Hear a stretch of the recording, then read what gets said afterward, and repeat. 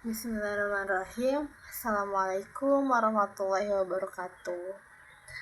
Halo teman-teman, kenalin nama aku Madadila Yasmin Ihdalumam. Kali ini kita akan membahas tentang menundukkan pandangan. Pada video kali ini kita akan membahas tentang menundukkan pandangan, hal kecil yang sering kita remehkan. Nah, teman-teman, kita pasti pernah kalau lagi scroll HP, lagi main HP, terus tiba-tiba berhenti di satu konten, padahal sebenarnya kita tahu itu nggak perlu kita lihat lama-lama. Nah, terus dalam hati kita bilang, bentar doang, nggak apa-apa lah, sebentar doang nontonnya. Tapi nggak sadar diulang-ulang videonya. Nah, padahal seringkali dari hal kecil itu hati kita jadi kepikiran kemana-mana. Nah, di zaman sekarang itu jujur aja untuk menjaga diri itu gak gampang. Godaan ada di mana-mana, dan salah satu yang paling susah dijaga itu adalah mata atau pandangan. Makanya di video kali ini aku mau ngajak kita semua merenung satu hal penting, yaitu tentang menundukkan pandangan kita. Nah, apa itu menundukkan pandangan? Menundukkan pandangan itu bukan berarti kita harus selalu menunduk atau jadi orang yang antisosial, atau kita setiap jalan gak ngeliat ke depan jadinya nabrak. Enggak. Menundukkan pandangan itu maksudnya kita tahu batasan, tahu mana yang boleh dilihat dan mana yang sebaiknya kita lihat. Karena mata itu adalah pintu masuk ke hati. Jadi apa yang sering kita lihat pelan-pelan bakal ngaruh ke pikiran dan perasaan kita.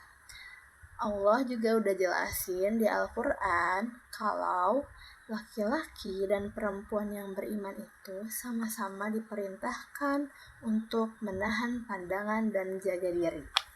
Artinya ini bukan soal cewek atau cowok aja. Pandangan itu harus ditaati baik laki-laki maupun perempuan, karena ini soal iman. Nah, pandangan itu awalnya dari banyak hal. Banyak orang yang mikir nih, kan cuma lihat aja, belum ngapa-ngapain. Padahal kebanyakan masalah besar itu gak langsung dimulai dari tindakan, tapi dari pandangan.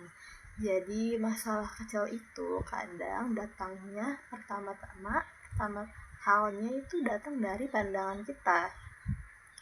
Awalnya lihat biasa aja nih, terus jadi tertarik, terus kepikiran deh, terus jadi muncul keinginan. Nah, Rasulullah SAW bilang pandangan itu kayak panahnya setan, sekali kena hati bisa jadi gak tenang. Makanya Islam itu mencegah dari awal sebelum kita keburu ribet atau susah dikontrol.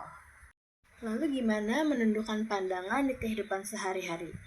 Nah, menundukkan pandangan itu kan bukan cuma soal ketemu orang di luar, tapi bisa juga kalau kita pas lagi buka sosmed kayak Instagram, pas nonton video, pas scroll TikTok, pas pilih tontonan.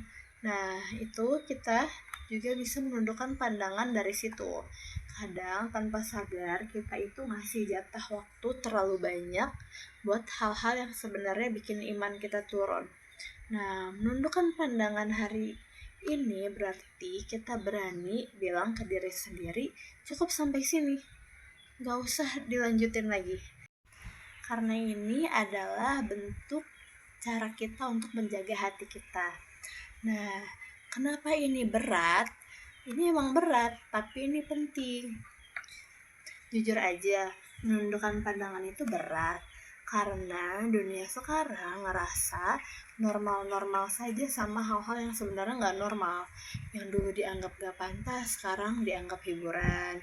Yang kalau kita gak punya kontrol, kita bisa kebawa arus. Makanya menundukkan pandangan itu bukti kalau kita punya prinsip. bukti kalau kita nggak mau nurunin nafsu terus, tapi mau nurutin apa yang Allah perintahkan. Lalu, apa saja sih manfaat dari menundukkan pandangan? Nah, kalau kita mulai jaga pandangan, pelan-pelan kita bakal ngerasain efeknya.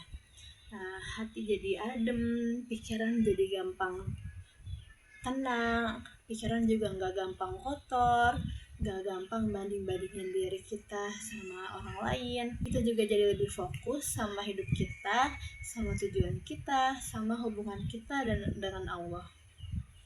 Dan yang paling penting, kita jadi bentuk ketaatan kecil yang nilainya besar di sisi Allah. Nah, gimana cara mulainya? Gak ada yang langsung bisa jaga pandangan dengan sempurna atau dengan instan. Nah, kalau nggak sengaja lihat, langsung alihin aja, jangan dilanjut. Pelan-pelan kita kurangi tontonan atau konten yang bikin kita sering ke-trigger. Atau kita bisa unfollow, skip, atau atur ulang apa yang kita konsumsi. Nah, selanjutnya itu kita bisa perbanyak ingat Allah walaupun cuma lewat doa singkat, karena menundukkan pandangan itu bukan soal aku udah baik, tapi soal aku lagi berusaha untuk menjadi lebih baik gitu. Oke teman-teman, menundukkan pandangan kan mungkin kelihatan sepele ya. Nah, tapi dampaknya besar buat hidup kita. Allah nggak pernah ngelarang sesuatu tanpa alasan. Apa yang Allah jaga sebenarnya lagi ngejaga kita. Jadi apapun yang Allah larang itu sebenarnya baik untuk diri kita sendiri. Nah, semoga kita semua dimampukan untuk bisa menjaga pandangan, jaga hati, dan menjaga diri kita di tengah dunia yang semakin ramai ini. Sekian dari saya. Wassalamualaikum warahmatullahi wabarakatuh.